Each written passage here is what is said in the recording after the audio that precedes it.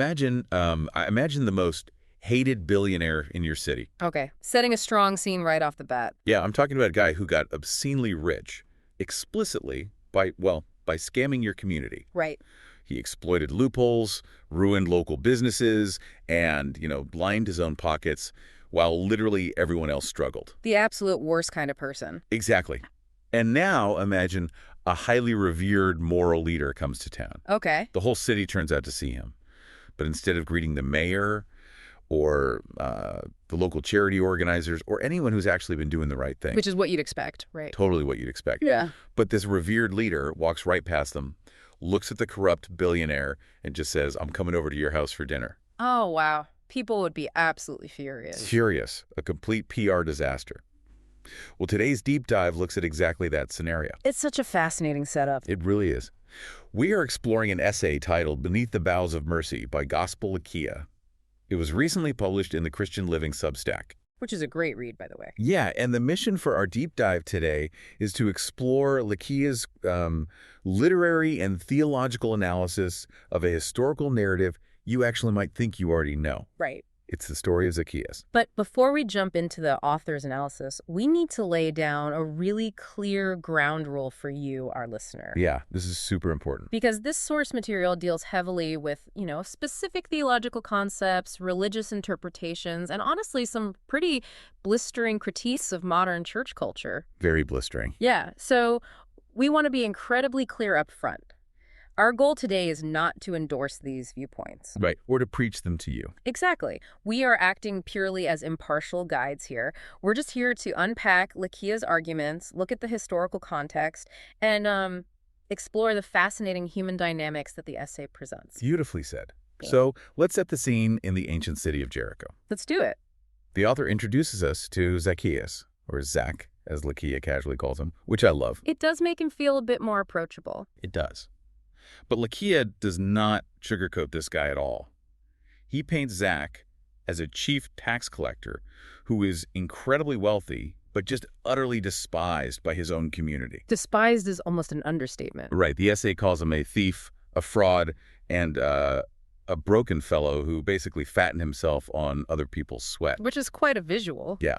For you listening, if you aren't familiar with first-century economics, why was a tax collector considered a literal traitor back then? Well, it really requires understanding the mechanics of Roman tax farming. Tax farming? That sounds almost, agricultural. Right, but it was purely financial and highly corrupt. You see, the Roman Empire didn't usually collect taxes directly with their own bureaucrats. Oh, they didn't? No, they outsourced it. They would auction off the right to collect taxes in a specific region to the highest bidder. Okay, so it's private contract. Exactly. So a local man, like Zacchaeus, would essentially buy that contract from Rome, and he was required to send a set quota of money back to the empire. Okay, I see where this is going.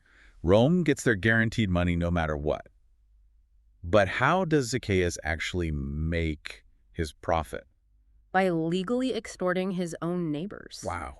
Yeah, any surplus money he collected above that Roman quota, well, he just kept it for himself. And nobody could stop him. No, because he had the backing of Roman soldiers to enforce his collections. So he is getting obscenely wealthy by squeezing his own people dry, basically acting as an agent for an occupying foreign power. So he's a local who completely sold his soul to Rome. That is exactly why the community viewed him as a parasite.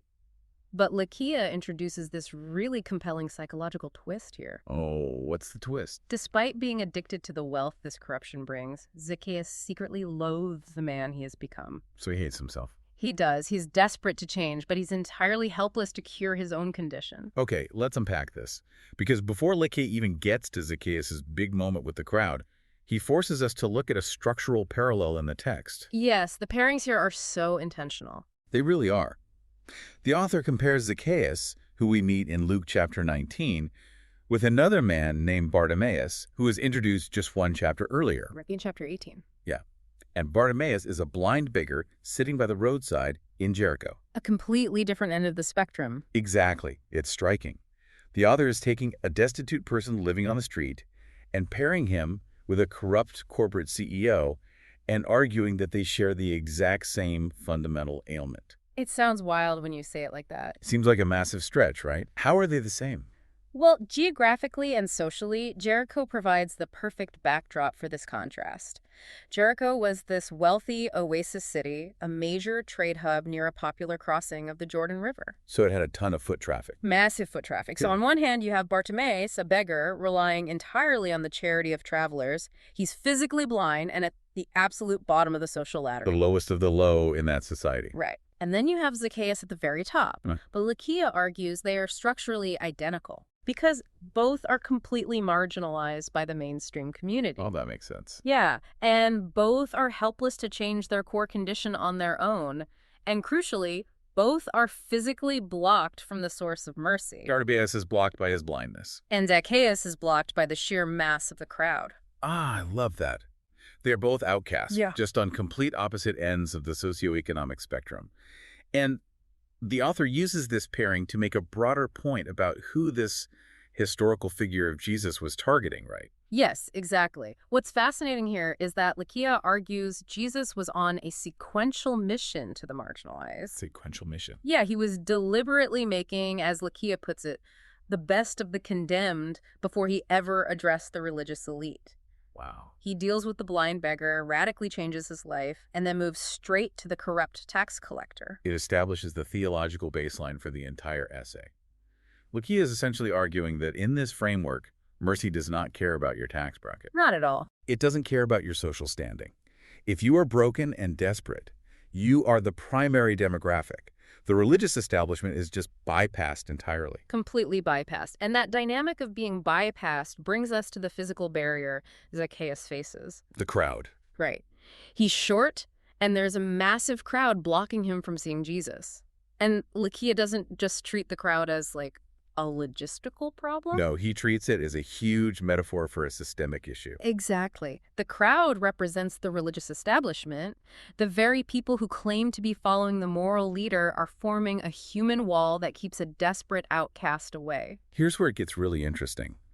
Zacchaeus uses this specific scenario to launch into his most blistering critique, targeting what he calls the opium of religion. Yeah, this is where he pulls no punches. To illustrate how these gatekeepers operate, the author brings in a different story from the text, the parable of the two men praying in the temple. For a listener who's never heard that parable, set the stage for us. Who are these two men? So the parable features a Pharisee and a tax collector. A Pharisee was a member of a strict Jewish sect known for rigorous observance of religious laws. Essentially, they were the ultimate religious insiders. The VIPs of the temple. Pretty much. And in the story, the Pharisee stands up in the temple and prays by basically listing his resume to God. His resume? Yeah. He says, "Thank you that I am not like other people, robbers, evildoers, or even like this tax collector. I fast twice a week. I give a tenth of all I get." Wow. So it's an aggressive humble brag. Yeah.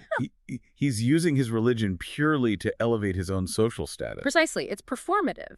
Meanwhile, the tax collector in the parable stands far off. He won't even look up to heaven. Because he's ashamed. Right. He just beats his chest and says, "God, have mercy on me, a sinner." And what's the outcome? The punchline of the parable is that the tax collector, the admitted fraud, is the one who goes home justified, while the performative religious leader does not. That is wild. And Zacchaeus really leans into the imagery of that performance. Mm. He mentions the Pharisees wearing religious regalia and phylacteries. Yeah, the visual aspect is huge. What exactly is a phylactery, and why does it matter to his critique? If we connect this to the bigger picture, a phylactery is a small leather box containing slips of parchment with Hebrew texts written on them. Okay. Jewish men wore them strapped to their foreheads or their left arms during morning prayer. It was a literal fulfillment of the biblical command to keep God's word on their minds and close to their hearts. Sounds like a beautiful tradition. It is. But in this specific historical context, some religious leaders would intentionally make the boxes on their phylacteries unusually large. Oh, I see. Or they would widen the tassels on their prayer shawls purely so other people would notice how pious they were. They were imitating holiness without producing it. So it's basically the equivalent of, like, carrying around a massive oversized Bible just to make sure everyone in the coffee shop knows how spiritual you are. That's a perfect modern comparison. And the author connects this ancient performative piety directly to modern times. He targets what he calls a bless you generation today. Yes, he argues that modern gatekeepers use religion strictly for transactional reasons. Right. Zacchaeus is highly critical of this. People flock to modern churches looking for financial breakthrough, a spouse, or physical miracle. Treating their faith entirely transactionally? Putting good behavior in and expecting a blessing to pop out, it's like treating a relationship like a vending machine. A vending machine, exactly. And if you treat a person like a vending machine, putting in coins of flattery just to get a favor out, that's not a real relationship. That's just manipulation. And Zacchaeus calls the result of this system polished sinners. Polished sinners. People who learn the vocabulary of holiness, who wear the right outward costumes, but bring zero actual transformation to society. It sounds like the author is arguing that being performatively religious is actually the biggest obstacle to the core message of the text. It's like proudly wearing the team jersey. But actively playing defense against your own team? Exactly. The gatekeepers are blocking the door they claim to guard. They thought they were protecting the purity of their movement by walling off the dirty, corrupt tax collector. But they were violating the core message of the movement itself. They settled for the social status of proximity to Jesus, but actively prevented the transformational work he was there to do. So well said. And if the gatekeepers are too busy policing the boundaries to actually help anyone, what is Zacchaeus' alternative? Well, he can't go through them because they disguise him. Right. And he has no religious resume to present. So he has to go over them, literally. Yes, the tree. He abandons whatever dignity a wealthy chief tax collector is supposed to have, hikes up his robes, and climbs a sycamore tree just to get a glimpse over the heads of the crowd. And the author marks this as the pivot point of the narrative. Jesus reaches the sycamore tree, stops, looks up, and tells Zacchaeus to come down immediately. Because he intends to stay at his house. The cultural shock of that moment cannot be overstated. A respected rabbi inviting himself to the home of an agent of the Roman occupation. The crowd's reaction is furious muttering. Obviously. They complain that he has gone to be the, quote, guest of a sinner. But Zacchaeus doesn't hesitate. He comes down, welcomes him, and then drops an absolute bombshell. He really does. He publicly declares, look, Lord, here and now I give half of my possessions to the poor, and if I have cheated anybody out of anything, I will pay back 4 times the amount. It is a breathtaking economic decision. So what does this all mean? Let's do the math on this for a second, because I think it proves Zacchaeus' point about what real transformation looks like. Let's hear it. If Zacchaeus gives away 50% of his total net worth instantly, he only has half his wealth left. Right. From that remaining half, he promises to pay 400% restitution to anyone he defrauded. And based on how Roman tax farming worked, he probably defrauded almost everyone. Oh, absolutely everyone. To afford 400% restitution, using only half your assets, means you have to liquidate essentially everything you own. This isn't just a change of heart. It's an aggressive, voluntary corporate restructuring of his entire life. The math is incredibly punishing. The law of the time generally required a person to add 1/5 or 20% to the principal amount if they voluntarily confessed to a property crime. Okay, so just 20%. Yeah. 4-fold restitution was usually reserved for violent theft or wrestling livestock, not white-collar extortion. Zacchaeus is imposing the harshest possible penalty on himself. Now, I have to stop you there and push back on the author's framing for a second. Oh. Because this seems like a massive theological double standard. To make his point about wealth, Zacchaeus contrasts Zacchaeus with another character from the previous chapter of Luke. Ah, the rich young ruler. Exactly. Give us a quick summary of that guy. Sure. The rich young ruler was a wealthy, highly moral religious leader who approached Jesus asking what he needed to do to inherit eternal life. Okay. He proudly stated he had kept all the religious commandments since he was a boy. But Jesus told him he lacked one thing. He needed to sell all his possessions, give the money to the poor, and follow him. And what did the guy do? He walked away deeply saddened because he had great wealth and couldn't bear to part with it. Here is my issue. Jesus tells the rich young ruler to sell 100% of his possessions. But Zacchaeus only volunteers 50% to the poor, plus whatever restitution he owes, and Jesus immediately says, salvation has come to this house. Right, it seems uneven. Why the discrepancy? Did Zacchaeus just negotiate a better deal? Why is 50% acceptable for the tax collector, but the moral leader has to give up everything? This raises an important question, and it's actually the crucial insight of Zacchaeus' analysis. Okay, explain it to me. The author's point is that the percentage of the wealth was never the actual issue. The issue was what these two men considered to be their ultimate treasure. Oh, interesting. For the rich young ruler, his wealth and his flawless religious resume were his idols. When asked to abandon his idols, he couldn't do it. Because his security was entirely wrapped up in his money and his status. Yes. But with Zacchaeus, no one asked him to sell anything. Really. The text doesn't record a single command for him to liquidate his assets. Zacchaeus experienced mercy from someone he knew he didn't deserve it from, and his value system instantly inverted. Wow. The wealth that he had spent his entire life lying and stealing to accumulate suddenly meant absolutely nothing to him. He practically throws it away to make right the harm he caused. So the author argues that Jesus wasn't, like, auditing Zacchaeus' tax returns. Exactly. He was acknowledging a complete voluntary restructuring of a human heart. That reorientation is profound. It shifts the entire conversation away from transactional religion. Completely away from it. Zacchaeus isn't putting good deeds into a vending machine to buy salvation. He is dismantling his corrupt empire as a natural byproduct of the mercy he already received. He literally stops being a parasite and becomes a benefactor. And that transformation is what moves the essay into its final theological conclusion. The two trees. Yes. Zacchaeus takes this literal economic event in Jericho and elevates it into this sweeping metaphor. He states his overarching thesis: no sinner is beyond the reach of the Savior. He calls Zacchaeus a brand plucked from the fire. It's meant to be a direct refutation of a specific psychological barrier. Right, man. Well, Zacchaeus argues that the devil relies on the lie that grace eventually runs dry, or that some people are just too corrupt, too far gone, or have caused too much damage to ever be redeemed. And Zacchaeus proves that wrong. Exactly. He is presented as the historical counter-argument to that lie. If the chief architect of local extortion can be completely transformed in a single afternoon, the author asserts that mercy has no limits. Zacchaeus concludes the essay by bridging the historical event to the ultimate symbol of the Christian faith. And I just have to say, the literary craft here is really sharp. It is beautifully written. The essay is titled Beneath the Boughs of Mercy.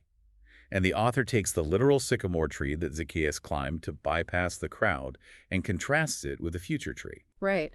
He notes that Zacchaeus found temporary shelter and a vantage point beneath the branches of a physical sycamore. But Zacchaeus argues that the mercy Zacchaeus experienced that day was actually flowing backward through time from another tree. The cross. Yes, the cross. He paints the sycamore tree as a place where a desperate man hid in shame just to sneak a peek at hope. But the cross is where that shame was permanently resolved. It's a very poetic way of summarizing the transition. From the temporary shelter of the foliage to the permanent security of salvation. It really ties all the author's themes together: the marginalization, the failure of religious gatekeeping, and the mechanics of radical grace. It completely elevates a narrative that is often reduced to a children's Sunday school story and turns it into a heavy, demanding commentary on the nature of societal transformation. We have covered incredible ground today, unpacking Gospel Zacchaeus analysis. We really have. We explored how the societal structure of ancient Jericho paired a destitute blind beggar and a corrupt billionaire as identical outcasts in need of rescue. We broke down the mechanics of Roman tax farming. To understand the magnitude of that 400% restitution. Exactly. And we saw how performative religion, the giant phylacteries and the vending machine theology, creates a crowd of gatekeepers that actively blocks the marginalized. And the core application Zacchaeus leaves us with is essentially an audit of our own motives. Yeah. It demands we ask ourselves, are we engaging with our moral or religious systems to experience genuine, costly transformation? Or are we just settling for the crumbs, just playing the part of the polished sinner while guarding our own idols of wealth and status? Which brings us all the way back to that crowd in Jericho. Right. We open this deep dive by imagining a corrupt billionaire and being furious that he received grace instead of judgment. In this story, the crowd formed a physical wall to block a desperate person because of their own preconceived judgments and self-righteousness. They had already decided who was allowed to change and who wasn't. Exactly. And it forces us to look in the mirror today. Who makes up the crowd in our modern society? It's a tough question. It is. How often do we, perhaps entirely unintentionally, act as those gatekeepers? How often do we stand shoulder to shoulder, blocking others from redemption, from a second chance, or from real change, simply because we've already labeled them as a bad person? It is a heavy question to carry. But a necessary one. Thank you for joining us on this deep dive. We'll see you next time.